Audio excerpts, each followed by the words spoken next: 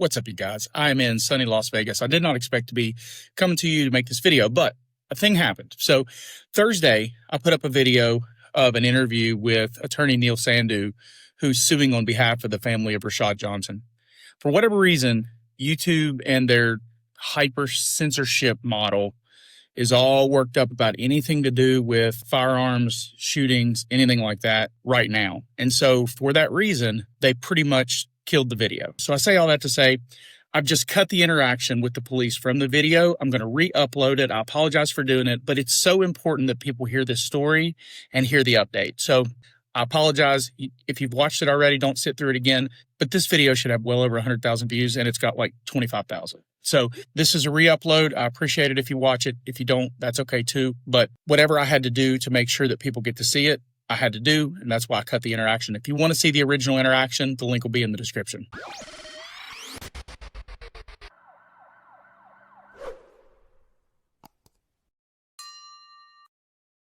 What's up, you guys? Welcome back to Southern Draw Law. My name is James White, criminal defense attorney, former prosecutor, former police officer. Back in May, I shared the story of Rashaud Johnson, an unarmed Colorado man who was shot and killed by the Aurora Police Department while he was experiencing what is believed to be a mental health episode. Now, if you haven't seen the original video that I did on this issue, the link will be in the description. You may want to just pause this and go check that out and then come back so that way you'll have sort of the full analysis and context. But the events giving rise to the police response in this situation are basically these. On May 12th, 2025, Rashaud Johnson was noticed by one of the employees of the off-property parking area owned and operated by the Denver International Airport.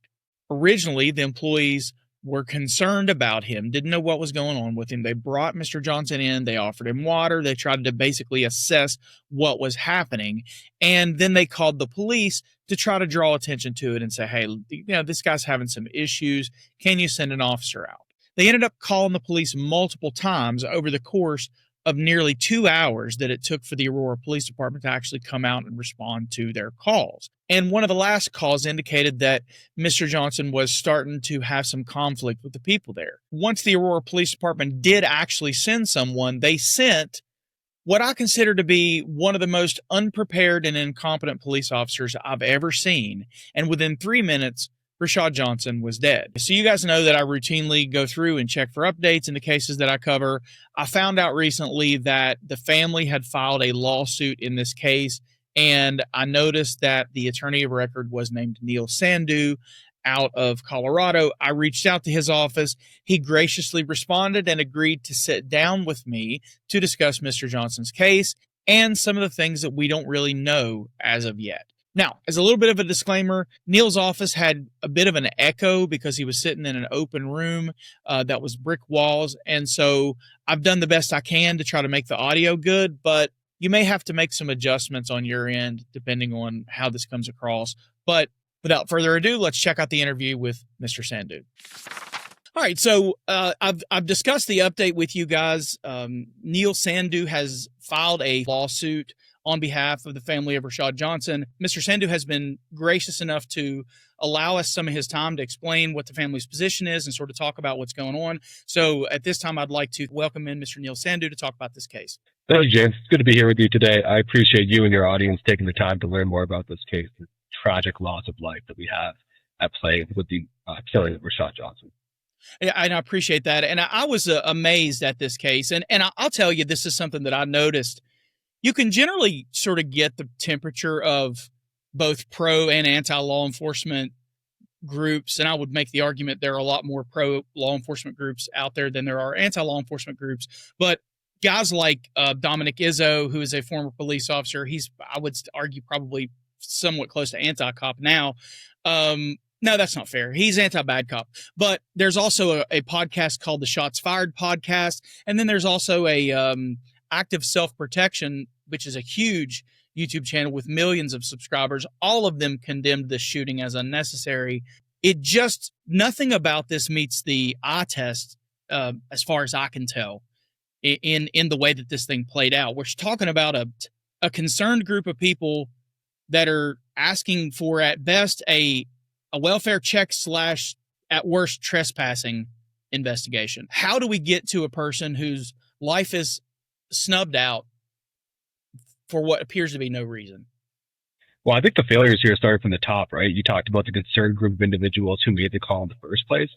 I think when I have conversations with my parents and my sisters or my brother-in-law, none of whom share my own political views exactly, they often ask, what's the alternative here? The alternative starts with the response team. Aurora actually has two different sorts of response teams they could have deployed in this case. One is called AMRT, which is the Aurora Mobile Response Team. Second is called CRT, which is the Critical Response Team.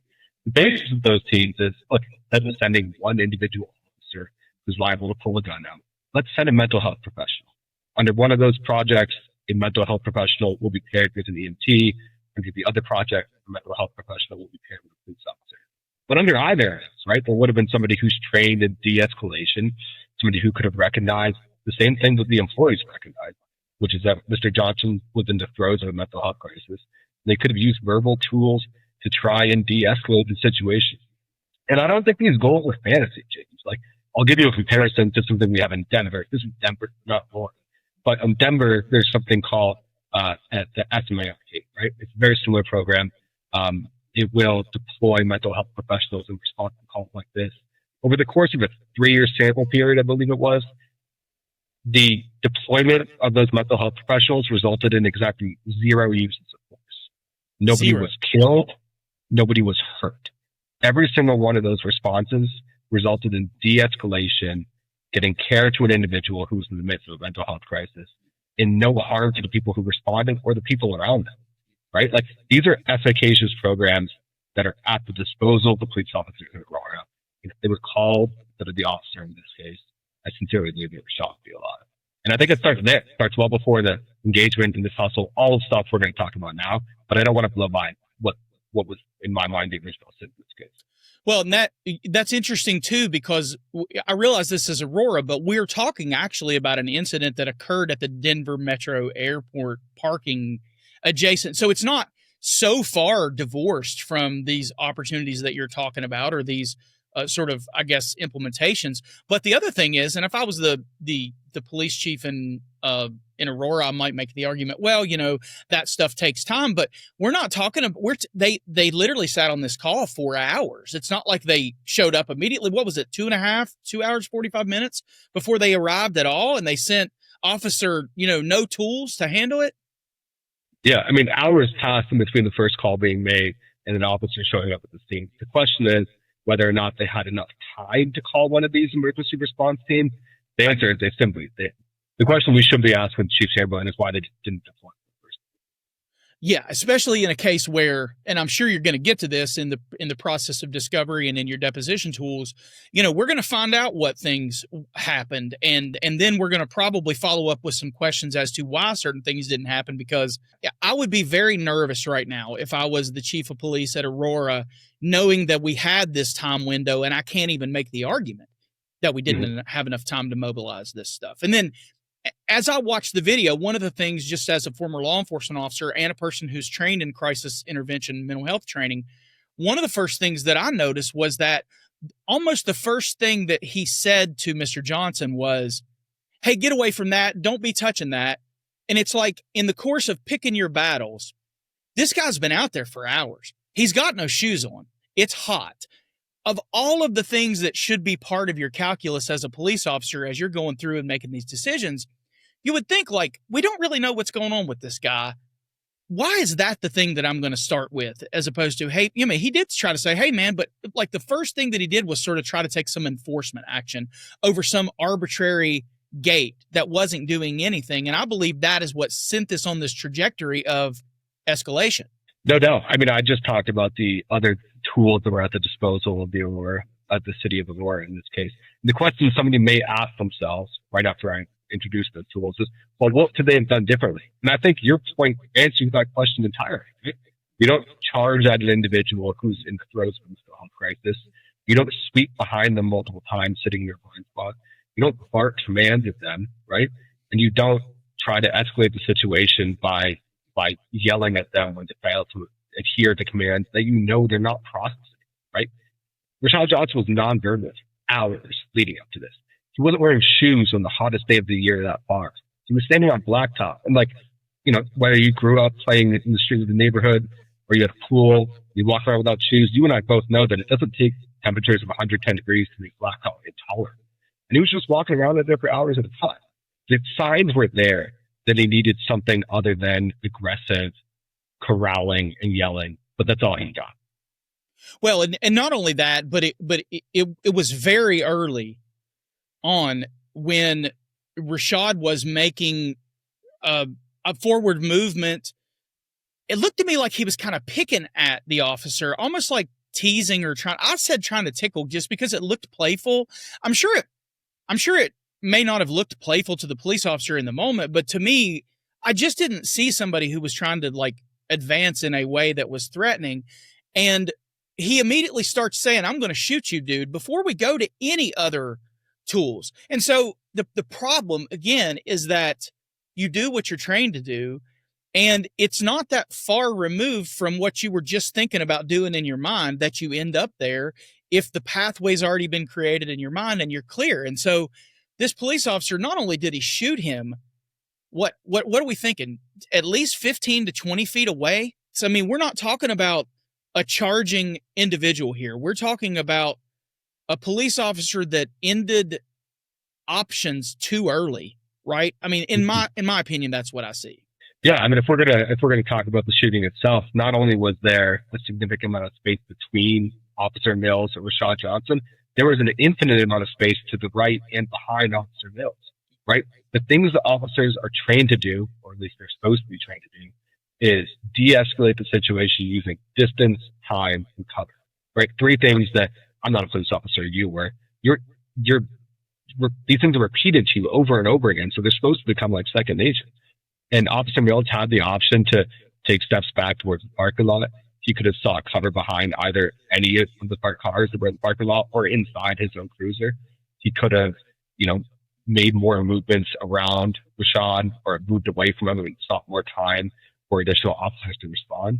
Those are the three things he should have done. He didn't choose any one of those. He reached straight for the service weapon. Yeah, and after he said, "I'm going to do this," right? So, and it's no doubt. To me, I'm sitting here thinking, and again, it's easy to armchair quarterback these type of situations, or easier than it is to be in them. It wouldn't be reasonable for anybody to suggest otherwise, right? But the point that I sort of sticks with me is, if I'm this officer, the second that I realize this guy has no shoes on, it's 90 some degrees or whatever the temperature was, he's not responding. He's fiddling with something that's causing me to be concerned, whatever. I'm just going to hang out and watch this guy until I wait for 2 or 3 more people to get here. That's, to me, I just can't understand the decision-making. Everything that this police officer did leading up to this cornered him in a way that he is probably going to argue he felt like he had no choice. And I just see choices in every direction that did not include killing this young man. Right. And like you and I have highlighted in this conversation already, those choices existed at the beginning of the call. They existed in his treatment of Rashad when he first responded to the call. They existed at the time when he had an opportunity to finally de-escalate and disengage from the situation. And they existed when he pulled the trigger. Right? Like it's not as if his opportunities to de-escalate evaporated at the moment he shot Rashad. They were still in his hand. And I think it just gets really lost on, especially police officers in this so modern policing militarization era, that like your job is actually at its core customer service.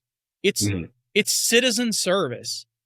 And outside of a couple wacky incidents, I can't imagine scenarios where people get harmed and shot and killed by groups of people that are supposed to be serving them and trying to figure it out. And I just don't, to me, it's just such a tragedy. And one of the other things I want to do is, because we get into these situations, and so you see these over and over and over again, right? And maybe you don't see as many as somebody in some other parts of the country, or maybe I don't see as many as you, but the point is, the humanity of these people who have lost their lives gets lost in the conversation. So I wanted to give you an opportunity to tell me about who Rashad was as a human being, so that people who are following this story can understand that we're talking about a special person who meant a lot to his family. We're not talking about some drugged out crazy person who intended harm to the police. No. So, I mean, I'll start with where Rashad's life began, that he was the son of both a military veteran and a network engineer. He had caring parents who were professionals, which does not mean his life is more valuable than anyone else's, but it certainly dispels with the racist tropes that people hurled at him on the internet, on forums, in the comment section, that constantly try to dehumanize young black men who are shot and killed by the police and turn them into animals. That's the reason I flag how his parents did. It's the reason I'll flag a few things going forward.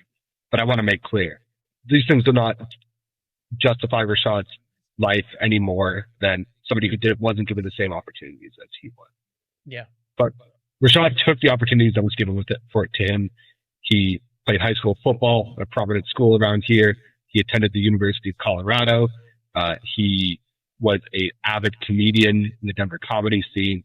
It's something he kept close to the chest when he first got into it because he didn't want his parents to see him perform until he perfected his craft. But he made dozens of friends. He made, countless connections with the comedy scene around Denver. People who are reeling from his loss. These are friends that saw him at his highest. These are friends that saw him at his lowest. These are friends that saw him come to comedy clubs week after week, day after day, and support people who are putting themselves out there in what I believe to be an incredibly difficult art. He was, by all accounts, a law-abiding citizen. He only had 2 marks on his record. One of them was for a minor marijuana possession charges. One of them was for reckless driving, both of which occurred over 10 years ago. James, I'm not sure about what you did in your youth, but I'll raise my hand and say I made a lot worse mistakes than a minor marijuana medical possession charge. And to be clear, right, Rashad was not a heavy drug user. Rashad's toxicology report came back, and the only thing that showed up on it was some amount of marijuana, which could have been consistent with prior, not immediate use, meaning he wasn't necessarily intoxicated by anything on the day that he was killed, but he certainly wasn't intoxicated by hard drugs. I say all these things because, at the press conference that the chief of police gave, he kind of suggested that Rashad might have been a career criminal. He might have been somebody who was on a lot of drugs, and he chose his words very carefully so that he wasn't, actually pinning his name to the statement that Rashad was a criminal and a drug user. He just speculated enough that it could be planted in the seed in everyone's head, and that's what they thought about. But it's patently false. We're not talking about a city in rural Tennessee, or we're talking about a major metro area with 500,000 residents that had the tools available to them, and they made conscious decisions not to use them. And we might be having a different conversation.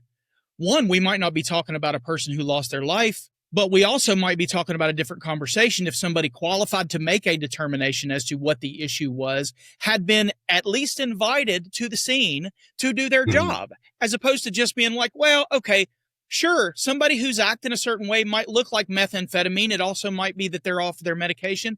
It also mean that they might have some mental health disorder that just manifested right now. We don't have any way of knowing. We don't just shoot them and try to figure it out later. Police officers have a difficult job. You know that better than I do because you served as a police officer. But I think that situations like the killing of Rashad can highlight that we oftentimes make police officers' jobs way more difficult than they should be, right? Police officers should not have been the one responding to a mental health. We should have been diverting those resources to these alternative programs I mentioned, which have a 100% success rate. We should not be sending lone officers with nothing but a couple taser shot and a gun attached to their hip to deal with these crises when we know they have a horrible track record of doing that. So, if anyone were going to say, how do we solve these in the future? The answer is police chiefs who are serious about protecting their officers and their communities should not keep on going to the city council and saying, we want as much money as possible to buy new Suburbans and new tanks, a lot more guns, hire a lot more officers. They should be saying, you need to take some of the money that is normally going to go to hiring more officers who are going to be forced to respond to these calls and divert it to these alternative programs because they work better than my officers do in this specific situation. And they should also be having to answer some hard questions about why they're not using the resources that they went and squawked to city council and asked for the money to implement. And then they have a call sitting in the CAD for hours and they don't implement those things that the city taxpayer has paid for. The taxpayer has prepaid to avoid outcomes like the one we're talking about. I completely agree. And it's just, and the other thing is too, and I really take issue with, because you're right, police officers do have a hard job, but that's also nuanced, right? Albert Maysles famously said, tyranny is the deliberate removal of nuance. Police officers only have a really hard job when they do it the right way. It's really not that hard to just do whatever you want to do, adhere to no standard, and then ask for public sympathy. Or they always get the benefit of the doubt, but the benefit of the doubt is supposed to be anchored to the idea that they will conduct themselves to a certain standard. And they always get the benefit of the doubt whether or not they conduct themselves to that standard. And that has to change, or this will never change. I agree, which is why I think it's important that we have these conversations about policing in general, alternatives to policing, and also, summarizing and describing incidents like this that resulted in a tragic loss of life. Because it's the only way people can get a better understanding of what's actually going on in policing in America. Because no doubt there are damn near zero people in this country who are satisfied with the way our police officers are operating, right? Some may think that they don't get enough credit. Some may think that they don't get enough liability. But all of us can agree that they're not functioning correctly right now. Yeah, it's broken, for sure. Yeah. I know it is difficult in the practice of taking 1983 cases, and that you have a really difficult decision every time you decide to take a case, and more importantly, the ones you don't take, because you only have so many resources. You only have so much time in the day. What was it about this case that was like, this is a case I have to take. I have to do something for this family? Sure. So I'm actually going to back up for a second and make a few corrections. We did not file a federal lawsuit. We didn't file a 1983 lawsuit. So okay. I don't know if you know this, James, but are you familiar with the case of a young man named Elijah McClain? No. It was a young man who was killed by the Aurora Police Department in Aurora EMTs. Yeah. The ketamine. Yes. Yeah. So in the wake of Elijah McClain's killing, his mom refused to accept the possibility that other young black men or other human beings could be killed in ways that violated the Constitution, but were impossible to sue because of qualified immunity. So she and a number of community activists and lawyers and policy specialists used his killing as a flashpoint to secure meaningful, lasting justice in the state of Colorado. And because of the work that she did, because of the work that community activists did, we have our own state counterpart to Section 1983 now here in Colorado. And the most useful thing as a civil rights attorney is that when they were drafting that state counterpart, they made clear qualified immunity or anything like it will not attach to this statute. So when my firm brings lawsuits in the state of Colorado, we dispense with the federal claims, right? Because the reach of the state cause of action and the reach of the state constitutional provisions is at least as broad as the federal protections.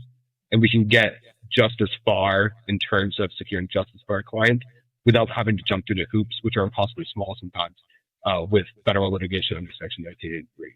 Yeah, I'm glad you said that, because I'll be honest with you. I guess I've come from a place of ignorance. A lot of my audience has, made comments about, because Ohio, I think, has it on their ballot to talk about whether or not they're going to do away with it. I've kind of always taken the position, well, it doesn't really matter. They'll just remove the case to federal court.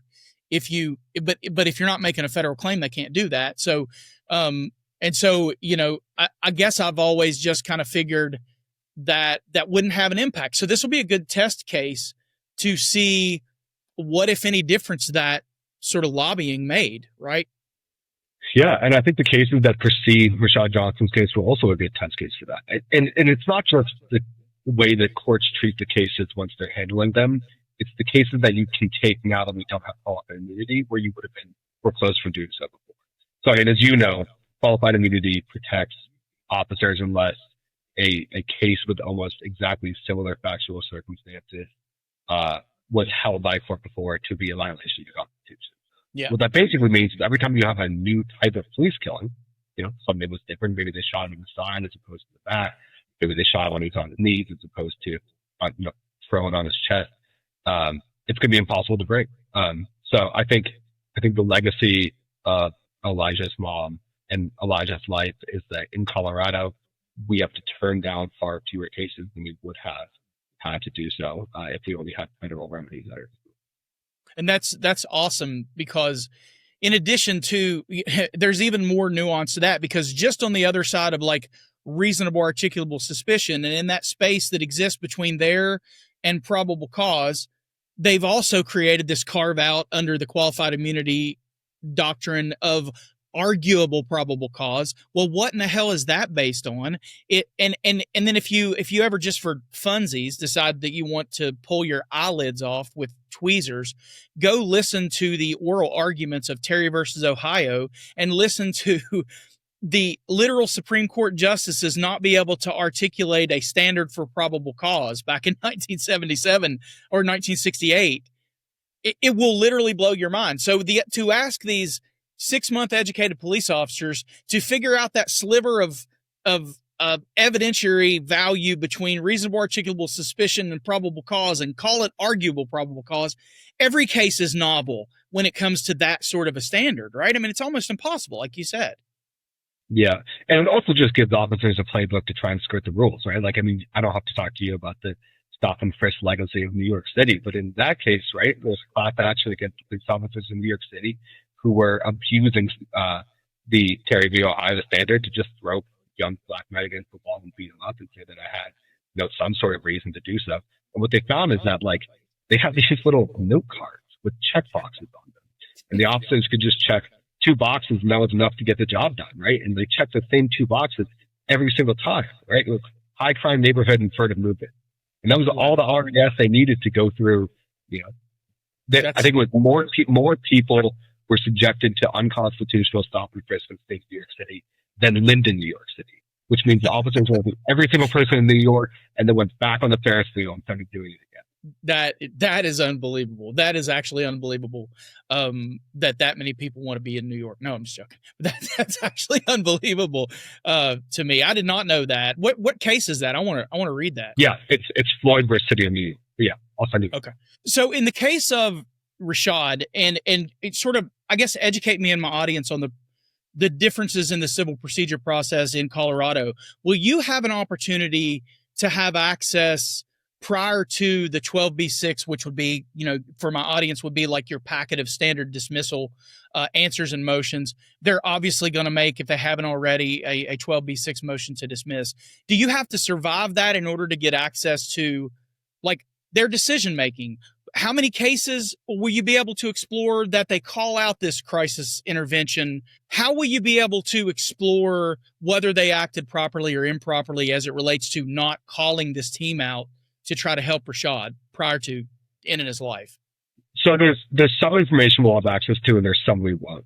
Whenever in the state of Colorado, whenever somebody is killed by a police officer, their family gets access to certain information, and there's also other statutes that allow the family to seek.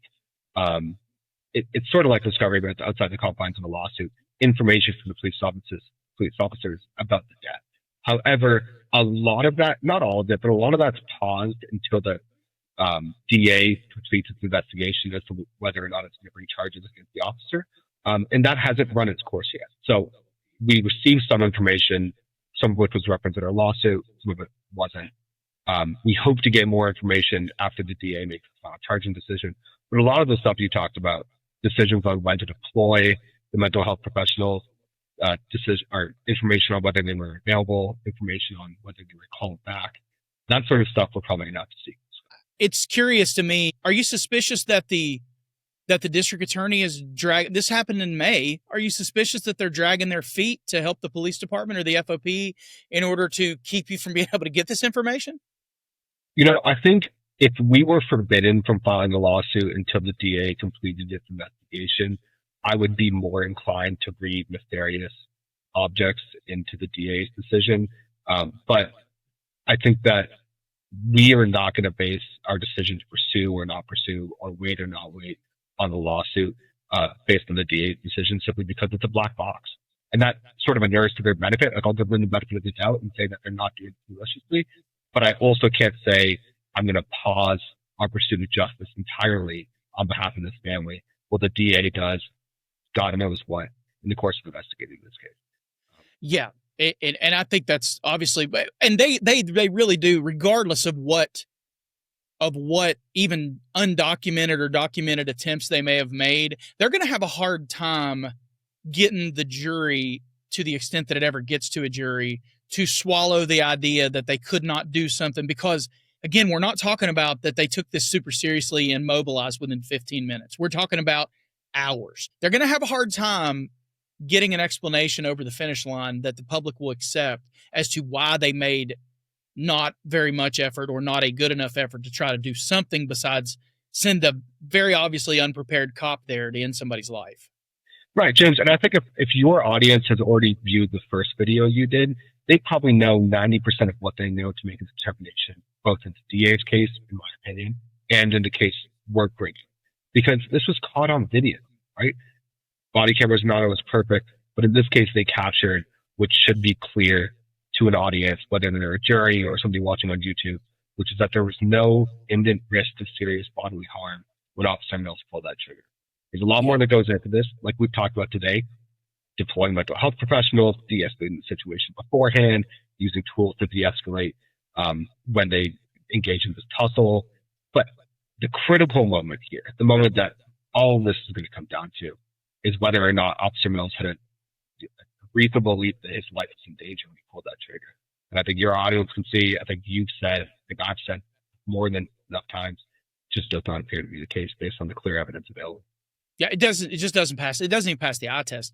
Well, I want to say this to the family of Rashaud Johnson. I am proud that there are people in the world that have such internal inherent strength that, and just like Elijah McClain's mother, who have this, it's fight and not flight characteristic about them that are like, I promise you that my son's death will not be meaningless. And so I'm just so proud that there are people like that willing to endure the pain.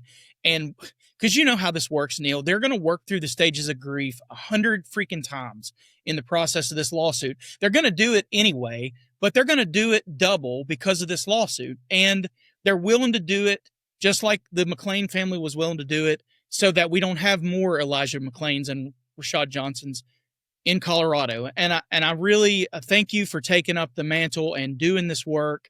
It's very important, and there aren't enough of you. So thank you for that. And I hope you get justice for him, because it would have been awesome to see what he would have become.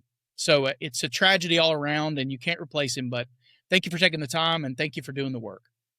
I appreciate that, James. And we're going to say one more thing, because it was something I said to you when we were having a private conversation. I think it's probably important to say the record now, which is that people should be willing to trust their own eyes, not the statements and government officials who have a monetary or reputational stake on the line, not the opinions that were shared at a press conference by somebody who leads the agency that's responsible for this killing. They should listen to observers like you, who have 10 years of law enforcement experience. They should watch these videos. They should form their own opinions about whether or not a shooting is justified. And they should always be skeptical when somebody looks at a shooting of an unarmed black man and says, well, he must have been a criminal or a drug user, and he must have been violent. Hold your judgment until you hear all the facts. Trust your own eyes and seek out your own opinion. Yeah, because, Neil, that's not that far removed from the checklist that you just educated us on. Okay, black, Knight probably has a gun. There's not that much of a gap between those two ideologies, right? Agreed. So thank you for saying that, and thank you for taking the time to spend with us. I really appreciate it, and I know my audience will appreciate it. So hopefully we have a successful lawsuit, and you ultimately get justice for Rashad. So thank you so much for taking the time and spending time with us. No doubt. Thank you for having me, James.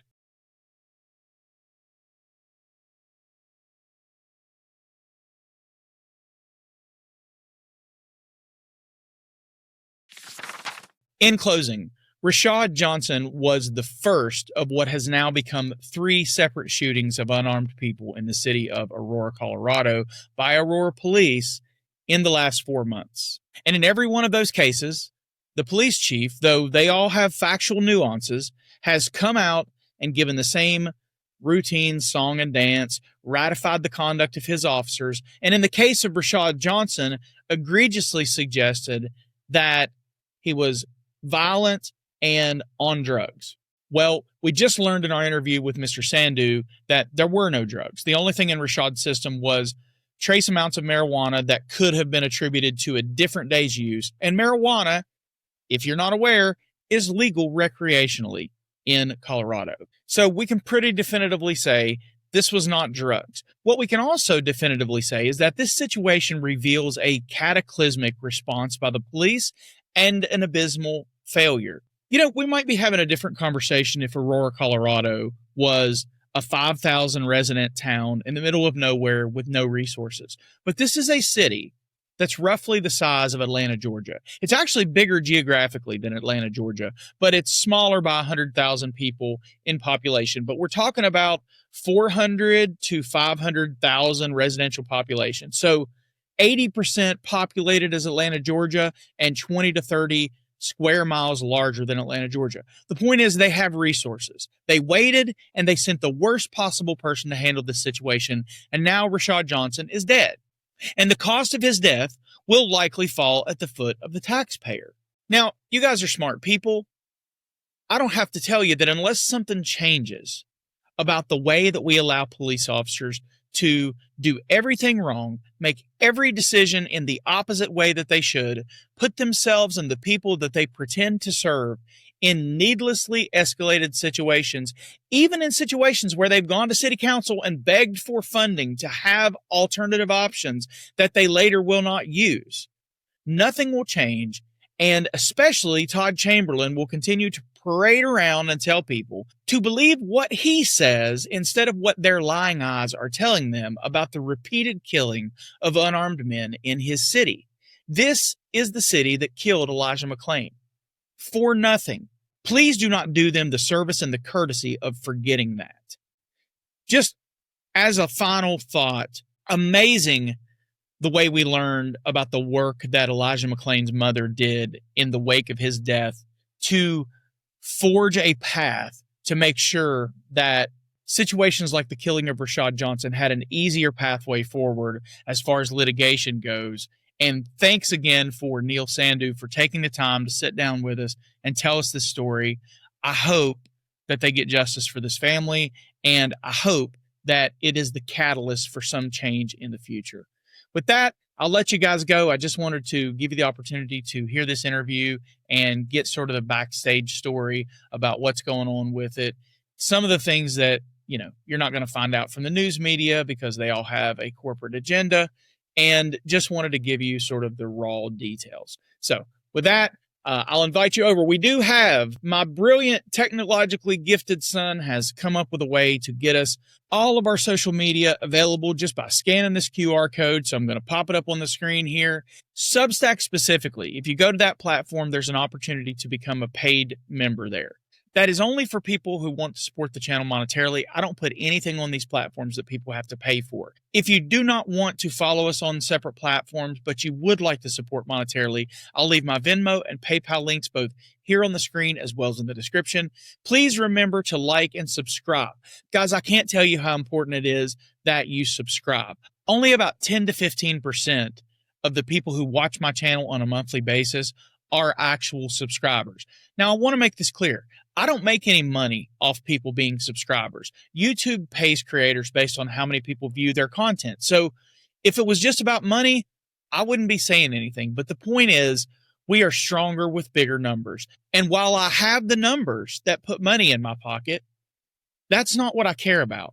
What I care about is that people see strength in numbers. And so when we talk about these places and their chiefs of police log on here and have their secret indulgence and watch our channel and eat their popcorn and pretend like they don't know we exist, I want them to see that we have 200, 300, 400, 1 million subscribers, so that regardless of what the viewership data may show privately, they are of the impression that people are listening and the public is becoming aware. So please, it costs you nothing. Take a moment, hit the subscribe button. Leave a comment on the video. Check out some of the other videos on the channel. Leave a comment on there as well. Until I see you again, take care. Always film your interactions with the police and keep your evidence to yourself.